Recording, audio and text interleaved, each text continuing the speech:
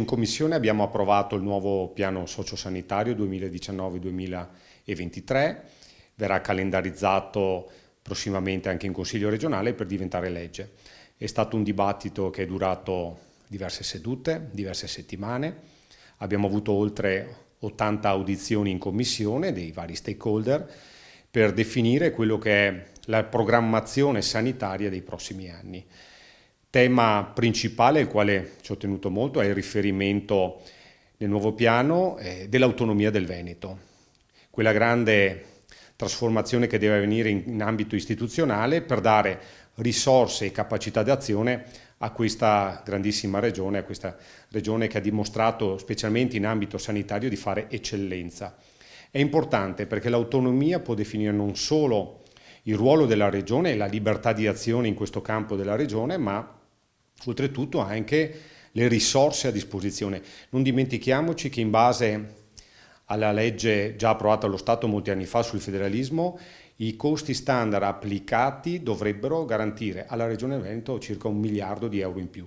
Soldi che con l'autonomia potrebbero dare a questa regione nuove possibilità di investimento in tecnologia, infrastrutture e soprattutto assunzione di personale medico e infermieristico per dare un servizio sempre migliore ai cittadini.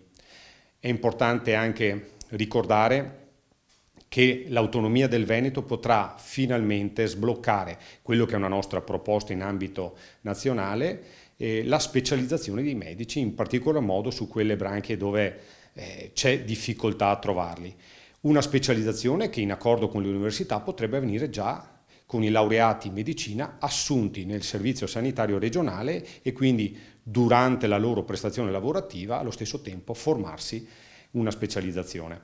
È stato, come dicevo, un dibattito franco, anche in certe parti secco, duro, ma alla fine abbiamo prodotto un risultato secondo me condiviso e importante per i veneti e per la loro salute dei prossimi anni. Un piano sociosanitario che è in discontinuità rispetto al passato, che mette in seria difficoltà l'integrazione sociosanitaria, ma soprattutto non affronta e risolve i problemi veri che sono nel tappeto.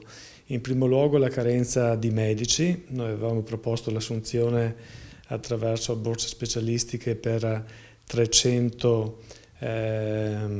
specializzandi, la cosa non è stata presa in considerazione, però ci sembra l'unica risposta che siamo in grado di dare in questo momento. Poi c'è l'altro tema fondamentale della non autosufficienza della cronicità. Si continua a rinviare a un'ipotetica riforma delle case di riposo che attendiamo dal 2001. La Regione Veneto è l'unica inadempiente e intanto le famiglie pagano dei costi insostenibili per l'inserimento del proprio caro nelle case di riposo. Il piano sociosanitario non risolve assolutamente questo problema. E poi aggiungiamo la questione del super ticket che non viene rimodulato, per cui è più conveniente andare dal privato rispetto a farsi l'esame nel pubblico, e anche le liste d'attesa che continuano ad essere un macigno che la Regione non è riuscita a snellire. Anche le aperture festive, serali eccetera non sono servite assolutamente a nulla, e quindi siamo appunto in attesa di qualche soluzione che dia veramente una risposta efficace. Quindi un piano sociosanitario durante il quale è stato sicuramente fatto anche un lavoro importante.